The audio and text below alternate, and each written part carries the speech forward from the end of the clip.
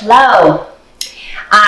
So this week I posted a post on my Instagram talking about the commercial that we did with Sonic and some of the comments that we had received on that commercial, and maybe how racist they were.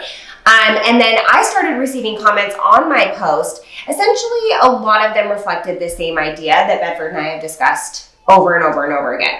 The idea was, oh my gosh, I didn't know that things like this were real. I've never seen anything like this before.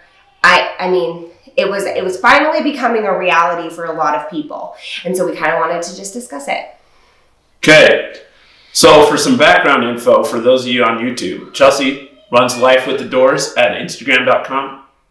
Or no. It's just at Life with the Doors. Yeah, I'll just in the description. It'll pop up on the screen, more so in the description. Now, for everybody else, y'all are already up on speed. But let's look at some of these comments. All right, the first one says, I am at a loss for words thinking anyone could say such horrible things. I audibly gasped reading some of those comments. So sorry these were directed your way, but so proud you used it as an opportunity to teach anti-racism. Your family is perfect and so beautiful, which is super nice. Thank you so much. But again, the idea that this person is gasping when they read those comments. The reality is that when Bedford and I read those comments, we were like, all right. Just another day in the office. So it felt normal. Here's the next one. It says, oh my gosh, here I am sitting in my own comfortable little bubble thinking that nowadays people are probably just way overblowing the anti-racism movement because everyone in my sphere of influence treats everyone equally. I knew this was happening because some people are idiots, but I didn't realize that people are still blatant about it. This was so eye-opening. Thank you for sharing. We can do better. So it's the same idea. It's the same concept. I know that there are a lot of individuals that feel like, hey, I'm not racist and I don't feel or hold on to any racist sentiments, epithets, or any ideals that align that way. And they likely align themselves with other individuals who also don't have those ideals or thoughts, right? And because of that, there's maybe what they call like an ignorance or a blind spot because they think to themselves, why would anybody on God's green earth think like that?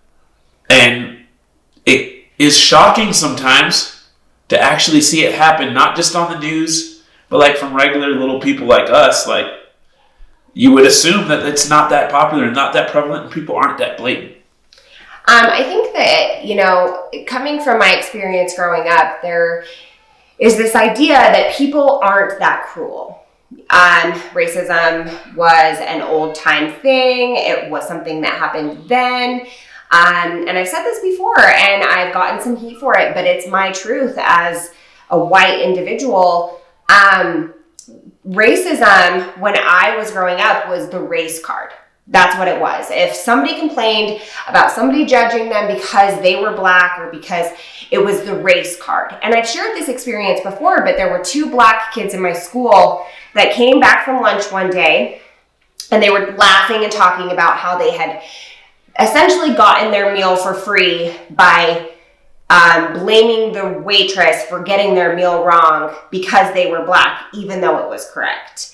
And so to me, I spent the rest of all my experiences and everything that I thought was all kind of based around that experience. And so I didn't feel racist. It's like Bedford said, my family didn't feel racist. My friends didn't feel racist. And so because of it, it felt like it wasn't real. It didn't feel real that people could still feel that way. I guess there's a portion of it that feels common sense. It feels common sense that we were born this way. And so it didn't feel like a reality that people truly still judged someone because of how they were born.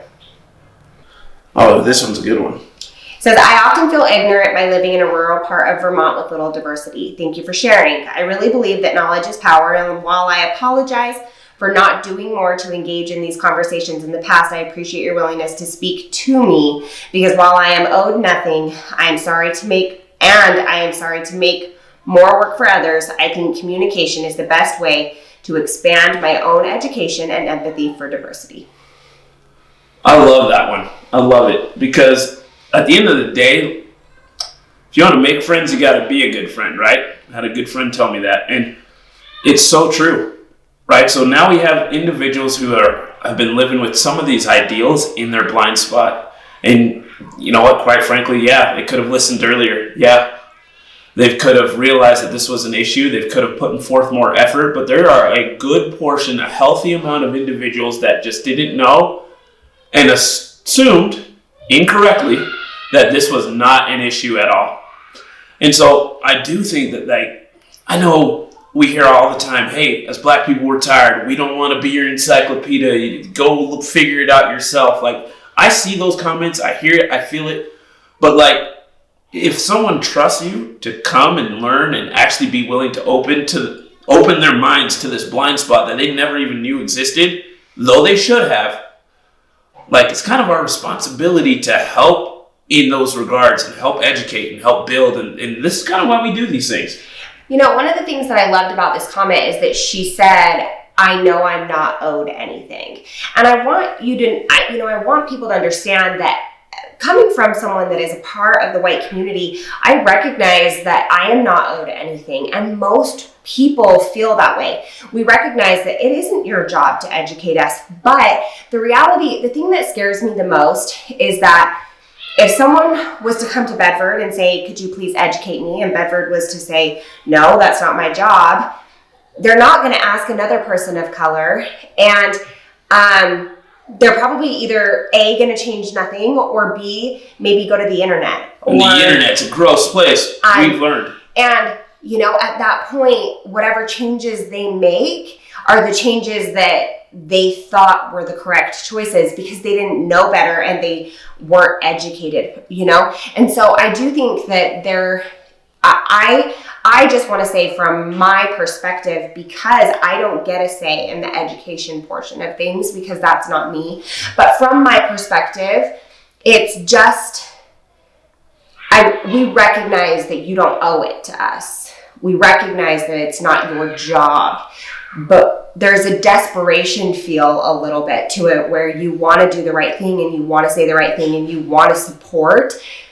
But it feels like sometimes no matter what way you turn, you're doing it wrong and you just are trying to grasp at straws to do it right. And the best way sometimes to do that is to just say, how do you want me to do this? It's kind of like Bedford sometimes where he's like, listen, just tell me exactly how you want me to do it. Like folding laundry.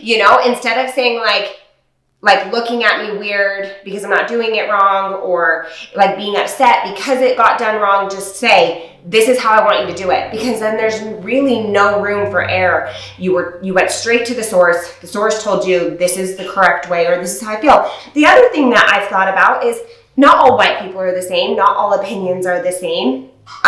In the white community, the black community is going to be the same. Yep. So what you hear from Bedford might not be even okay from what you hear from someone else. So I think that, education is important, but that variable is also there. Again, at the end of the day, I think the most important thing, the most important principle that we could ever apply to anybody that we're hoping to help come along in this fight for equality or fight for understanding both ways is to apply a measure of grace.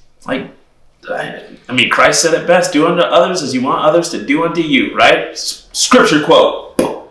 So smart. But it's in the Bible. Apply a little grace, help some people along, and it goes both ways. People in the white community, please help us out. Apply that grace.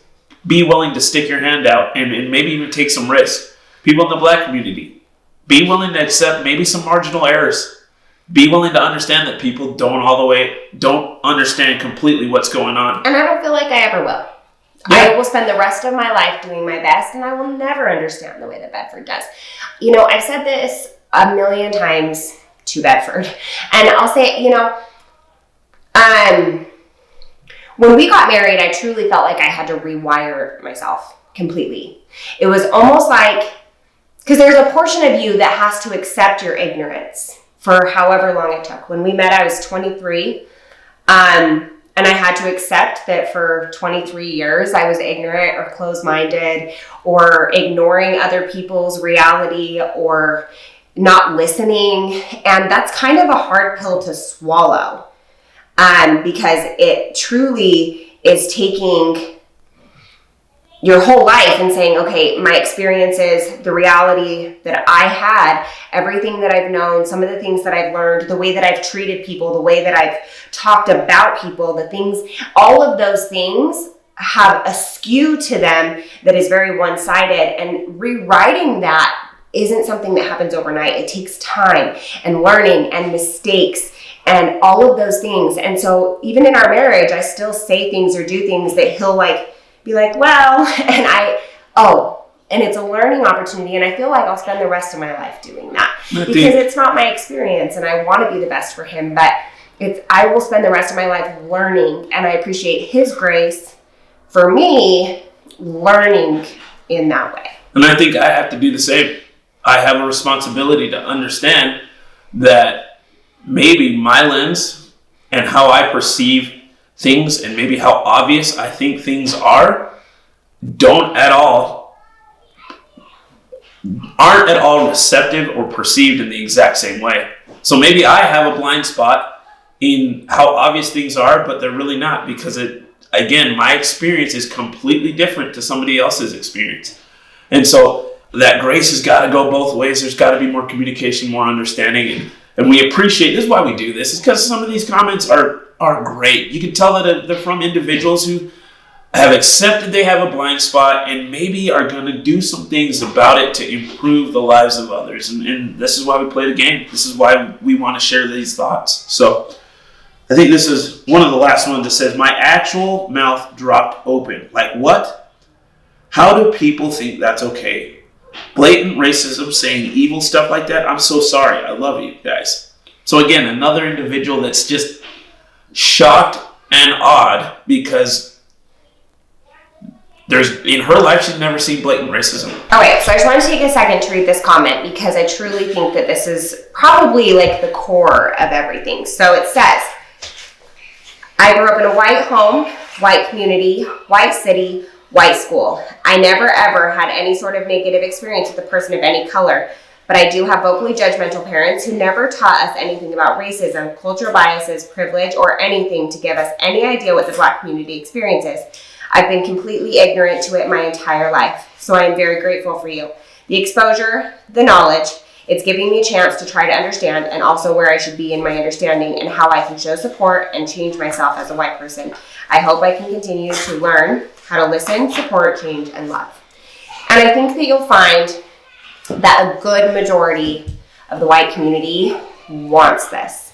This is how we're feeling. We're feeling confused as to how we grew up in this world that seemed like it was fine and everything was great. And, all of these things. I said this before, but after George Floyd was murdered, I asked Bedford, are you scared? And he said, I'm not more scared than I've ever been.